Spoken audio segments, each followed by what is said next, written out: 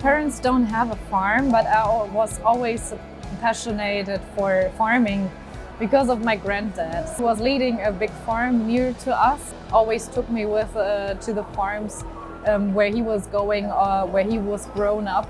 So that was the point where I started to work on different farms in our area with pigs and piglets, but also was milking cows and driving tractors, doing something with biogas and stuff like that. So after school I decided to study agriculture. I did my bachelor and master, now writing my doctor thesis.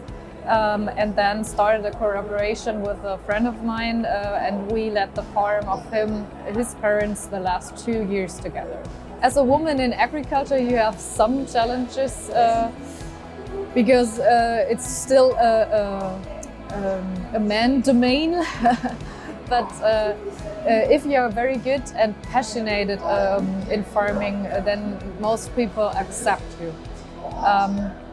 But it's also hard in the beginning not to have a farm, and you have the wish to be a farmer that practice farming. So that's sometimes tough to find a farm which you can cooperate with.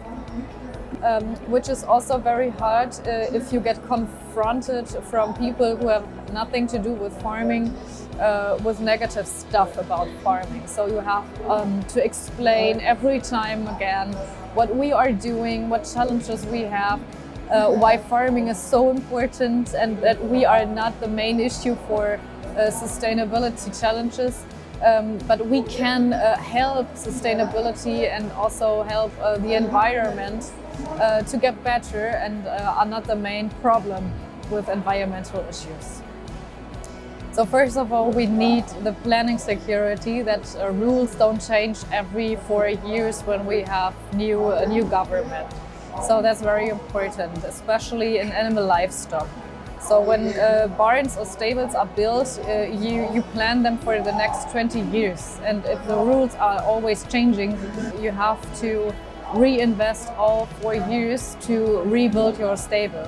And that's a huge problem. Also in crops or agriculture in the fields, we need the opportunities to do plant protection, fertilizer when the weather is giving us an opportunity to put fertilizer or to apply fertilizer on the fields. And it's not a fixed date where we should do that.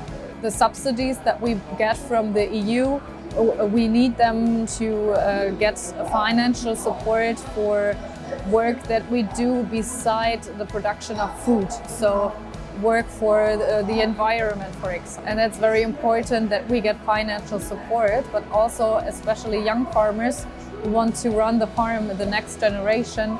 They also need support from the banks, for example, when they have to reinvest in the farm. And that's very hard for a lot of farmers to get credits from the bank. So one of my main parts in my job is the communication from agriculture content on social media. And there were a few young people that wrote me that they are now so interested into farming, and they had nothing to do with farming before, that they now want to become a farmer or want to study farming. And that was really nice to hear. If you are very passionate into farming, even if your parents don't run a farm, for example, go with your passions, go for your goal.